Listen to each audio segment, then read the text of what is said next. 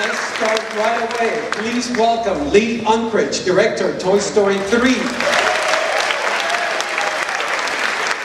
David O. Russell, director, The Fighter.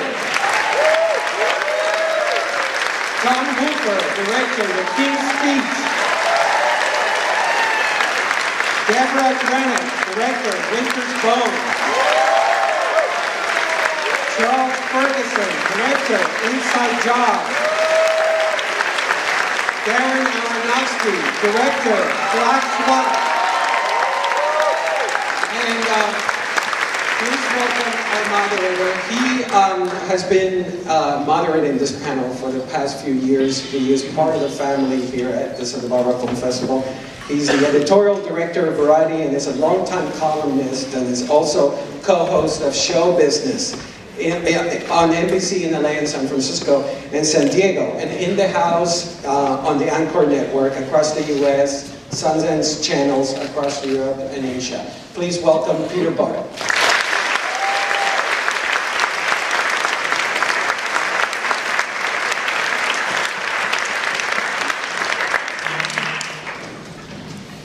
Good morning, everyone.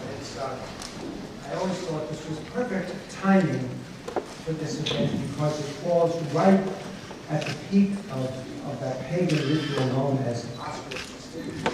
So everyone you see here is both exhausted and also, I think, delighted to be here in this island of civility where people actually pay attention to cinema and not just to the awards buzz. So having said that, I realized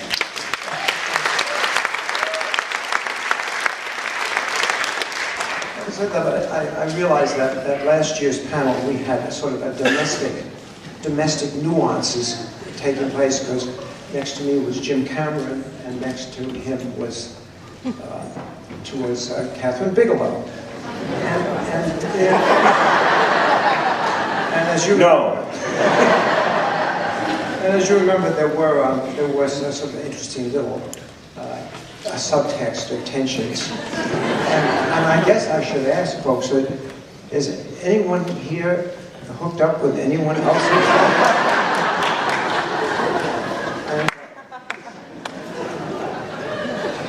So, what all this is about is folks, is this thing, which most people don't see arrive today. This is the Oscar ballot.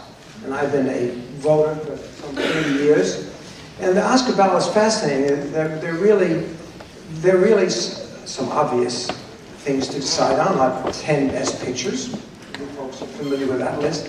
But as an Oscar voter, I'm also expected to vote on sound mixing.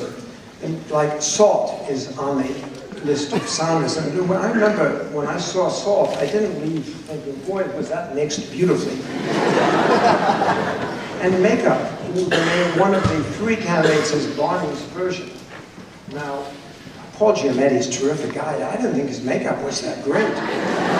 But that is what we get. And they arrived this morning, and there 5,000 plus voters, like myself, are expected to fill it out religiously, which we do. So what I'm going to do this morning, folks, is to throw out my usual list of inane questions. And if it's directed at one person, I would be delighted if others also responded and maybe took issue with anything that I said or anyone else has said. But one question I couldn't resist is simply this. Since most of you here, Lee Unkrich, this is not for you, most of you here really made films on extraordinarily lean, disciplined budgets. I'm tempted to ask you, starting with you, Darren, if you had twice the budget and twice as long a schedule, would your picture have been better? That's always the big question. We actually went out looking for, I think the original budget was about $28 or $30 million for Black Swan, and we ended up with 13 in the end. So it would have been better for me because I would have gotten paid. Because that's always the first thing to go is above the line. You know, it's like, okay, that's chopped off. Now let's start seeing how many days we can do this in. But I think, that's always the boundary. That's the game for all of us in independent film. We've all come from that school. You find out what your restrictions are, and then you sort of create a visual language that works, within that. When I had $60,000 to do Pi, we chose to do black and white because I knew I couldn't control the color palette. I just didn't have enough resources, and I knew black and white would sort of cut that out of the equation. Actually, the black and white we shot was more expensive than color film because it was black and white reversal, but I knew we would be saving money because of all the savings we do in that. So it would have been a completely different movie. You create a film with the amount of time you have. In this case, it was 40 days. And we knew every day was going to be a struggle, which it was, and we just tried to push the limit of that $13 million every single day. I remember running into Mike Nichols the day after he finished shooting The Graduate, and he said to me, I think every time that I had a compromise because of cost, I think the scene was better because I was desperate. Deborah, what your budget was 2? How the hell did you do it? Well, it depends on who's going to go down there with you. You have to go with a group of people that want to work in that way and are willing. 24 and a half days means that some of it is shot in a documentary style in the sense that that's what the crew looks like and that's how they're moving. It's not that it's documentary techniques, but the actual structure, infrastructure resembles a very agile, mobile situation, and there are no sets.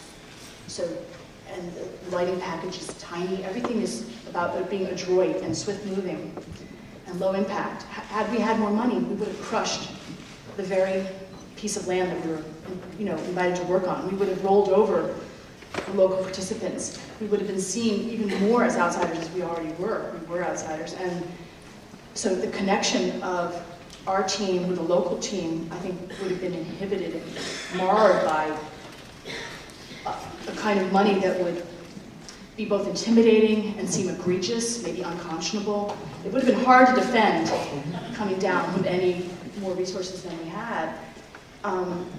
And I don't think it would have made it a better film for all the reasons of we didn't need to alter, we needed to be very quiet and careful about what we were filming, where we were filming. So I think for this production, I think the missing is like the 2.2, the 0.2 for the two producers that deferred their above the line situation, and so I think in this sense, a frugal budget was commensurate with the story we were trying to tell. Just for the sake of the folks here, he who defers never sees. Except when you have a transparent, honest, hardworking distributor like Roadside, who will absolutely make sure that those two women, receive their,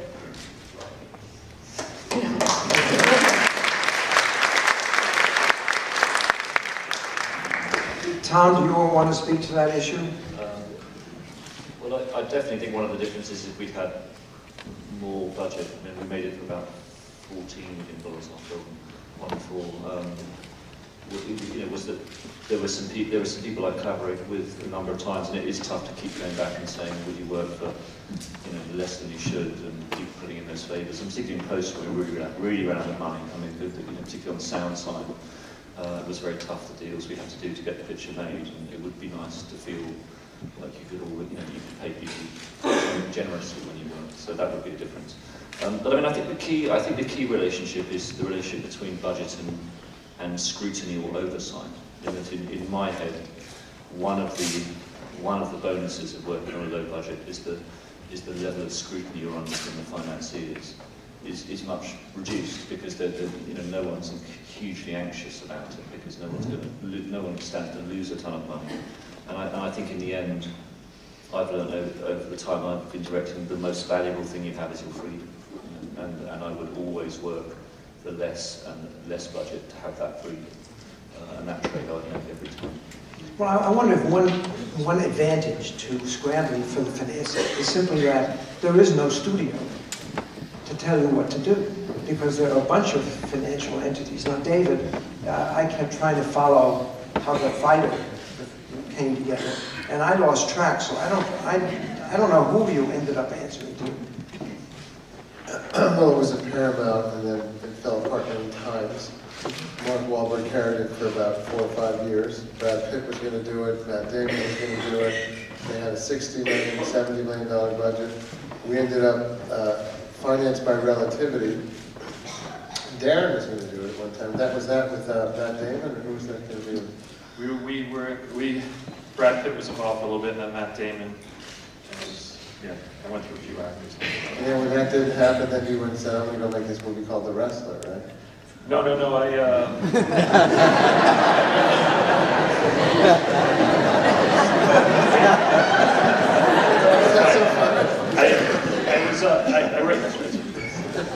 read The Fighter and thought it's an amazing story. And Scott Silver, who wrote the script, I went to film school with, and he's from Worcester, which is right near Lowell. And so I begged him to do it, and he eventually did it. And then went through a few actors, and then The Wrestler came together, so I did that. And then it was like, more Bengay or Girls in Tutus. I did. Well, Leon, how's that Bengay? How you handling that Bengay? It's okay. So by the time we came together, Relativity financed it, and we had 11 below the line. 33 days, 3 days to do the fights, and 30 days to do the rest. It was the closest to my first film, Spanking the Monkey, which was more like Winter's Bone in scale. We shot that in 25 days. I frankly liked the level of focus and leanness and no-nonsenseness that it gave us. And I think necessity breeds invention, keeps ego out. And we were unified in a humble kind of love for the people of Lowell and for the story. And that all came from Mark. So that was an asset from a creative point of view. And it caused us to be disciplined at the script phase, because the script must be gotten below 110 pages if you are to make a movie in 33 days. I mean, for me, and really, really do each one of those scenes. That's only 100 pages shorter than Social Network. So Lee, I must ask you, having worked with Disney and Pixar, limitless amounts of money, but you know what? The thing is, yes, I made a film that cost a lot more than any film at this table. But when you're making an animated film, because they take so long, because they take years and years. I worked on Toy Story 3 for 4 years, and with a very large crew. So naturally, that means it's going to become expensive. But I don't know anyone to feel like we have an open checkbook to make this movie. In fact, we were shielded quite a bit from the money that was being spent, and we were allowed to just completely focus on the creativity of making the film. And as everybody is pointing out, you always make better decisions when you have limitations, when the sky is not the limit. And every step of the way, we had limitations upon us, many of them self-imposed, because we knew that we would come up with smarter ideas if we had those limitations. So. I mean, I know that doesn't mean a lot when you make a movie for $2 million, but I mean, it's. So let me ask you a really stupid question. How do you handle adulation? I mean, everybody must come up to you and say, Toy Story 3, this is my favorite movie in the history of mankind. So did you ever just say to somebody, oh, shut up, No, I love it. I spent the first year and a half of this movie waking up every morning feeling like I wanted to throw up over the side of the bed. Because there was an enormous amount of pressure on me to not only be making the new Pixar movie after a string of 10 that had all been very successful critically and financially, but to be making a sequel to the Toy Story films, which have been beloved for a number of years by people all over the world. I just knew there was a very real chance that I would go down in history as being the guy who made the crappy sequel to the Toy Story movies. A very real possibility that could happen. And that fear drove me each and every day to not let that happen, or to do everything in my power to not let that happen. So I love the adulation, because my crew and I worked really hard for a long time, and it could very well have gone the other direction, so we drink it in. See, everybody on the stage, it seems to me, the pictures you made moved the needle. They really had a significant impact in one way or another, except for Mr. Ferguson. Because the facts about Inside Job is that in the world that you depicted, nothing ever fucking changes. Do Do you feel that way on? Well, this part of the world isn't changing fast, that's for sure. The Obama administration has been a gigantic, tragic disappointment. I think the Obama administration will go down in history, at least in this domain, with regard to things like Egypt and other matters. The verdict might be very different. But with regard to these issues, which are very important issues about the structure and the future of our society, when Barack Obama was elected, he had an extraordinary, unique chance to do something about these questions. He had an incredible mandate, a heavily Democratic Congress, the country was in deep crisis, and he had, a moment. And many of us, including myself, were hopeful, based on the things he had said during his campaign, that something would actually happen. And it was a huge disappointment when he took that moment and used it to appoint as his economic and regulatory team a group of people who had, in fact, caused this crisis. And You might say he really had casting problems. very, very severe casting problems, yes.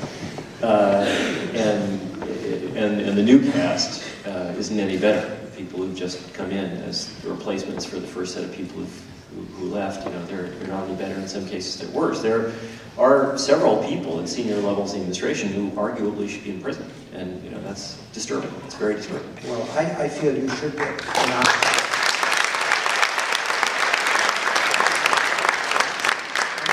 I feel you should get an Oscar for making the most depressing movie. Thank you so much. So, yeah, I read, as a New York magazine, I think that you changed during the course of this picture from being a control freak to being an out-of-control freak. It struck me as a very interesting description. Would you explain that? I had no idea what that writer was writing about, so I think he was trying to make a point about this probably what happened between the Fountain and the Wrestler. I think, but definitely my approach to filmmaking changed. I don't know if it changed radically, but it was definitely going from a film where everything was very, very every shot was very, very symmetrical and controlled to, taking on this sort of cinema verite style and sort of allowing the actor complete freedom. It sort of came out of necessity of working with Mickey Rourke, who, doesn't really respect marks or lines or directors or filmmaking.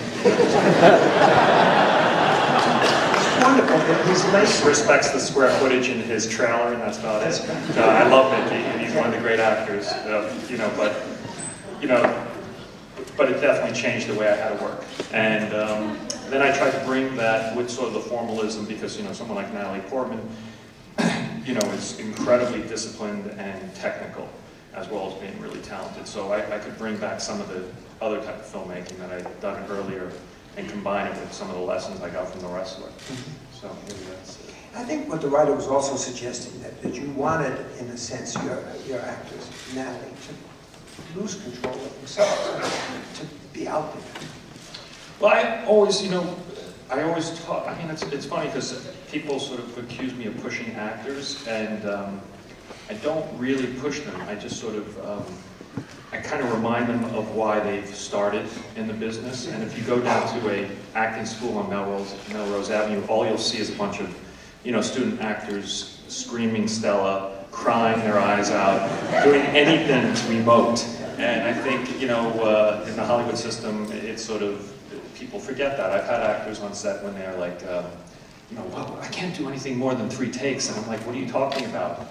What do you want to do, sit around the craft service table and wait for them to light for another 7 hours? This is our chance to, just do stuff. And this is, it's our set. Let's have fun and let's push each other. And, so I don't find actors ever lose themselves. I mean, Ellen Burstyn or Natalie Portman or any of the other kind of psycho trips my actors have taken, I think they're always in control. And acting on film, it's a 30-second burst of intensity.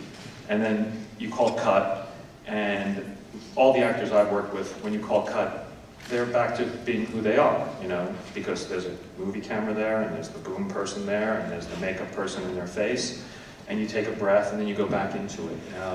I think the intensity of the physicality of Black Swan, with the kind of emotional stuff, with all the training Natalie had to do, was really, really tough on her.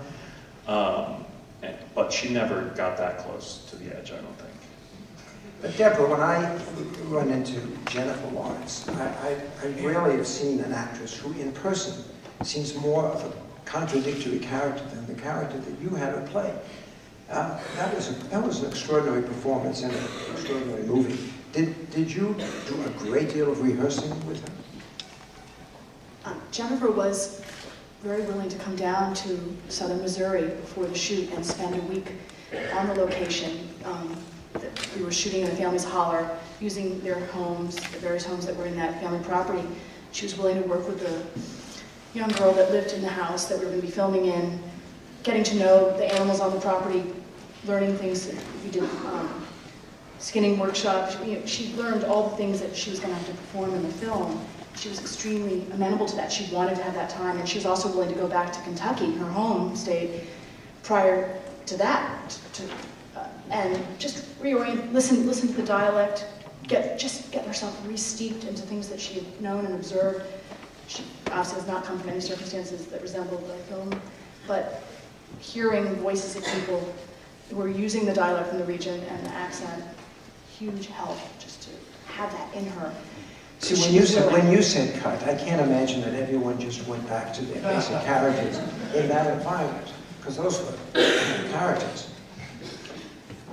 I mean, this is exactly for self-preservation what Darren's speaking about. I mean, actors absolutely do. They retreat to many.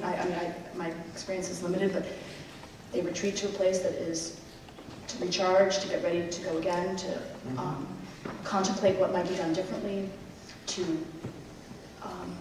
respond to something that I might be asking of them. So it's a very very lucid, precise kind of retreat that they perform, and I think this is it's almost like the only way to go. And I also think that it varies very much between the actors, in terms of how they actually regroup before the next performance. But Tom Hooper, is the game changed when an actor, in this case like Jeffrey Rush, feels that he really discovered and developed, nurtured the material, and I guess helped the process of transforming it, as did you, from a stage play into a screenplay? Does that change the relationship between director and actor? I think probably Jeffrey felt rather unanchored in the character. I can't quite hear you. Jeffrey felt rather unanchored in the character at the beginning because we knew so little about Lionel Lowe. I mean, we had no photographs. We didn't know how many kids he had or what they were called. We didn't know where he grew up in Australia. He was a character consigned to the footnotes, the marginalia of history.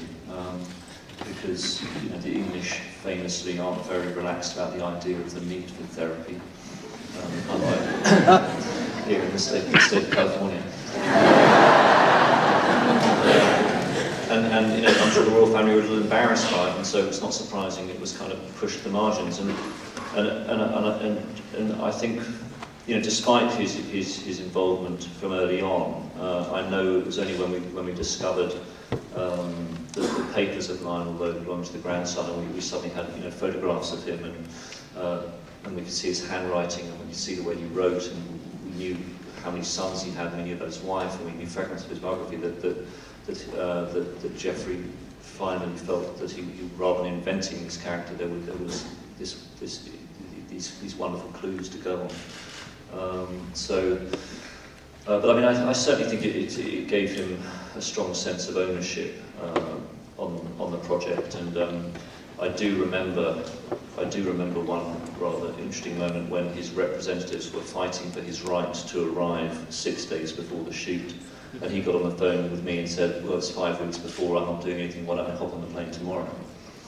you know, and that kind of thing when he's on your side and knows that it would be much more helpful for him to be there 5 weeks out in the same city as you, and then turning up and saying, why don't we start rehearsing, because I'm sitting in my hotel room. You know, that kind of when you can form that kind of alliance with an actor early on, that he's carrying it with you, that makes a huge difference. So David, I think the most discussed bit of casting, certainly, of any film is Christian Bale, who I notice in his acceptance speeches always responds in a different type of Cockney accent. So, how did you get to that place where you decided that he was right? And Mark was certainly part of that too, because Mark at some point, Mark Wahlberg had to say, he's got the better role. I think what happened was that Christian so fell in love with the Dickie, to answer your awards thing about the accent, he so got into Dickie that his whole accent way of talking sort of morphed with Dickie's way of talking. And he said he hopes that people don't mind if Batman speaks like Dickie.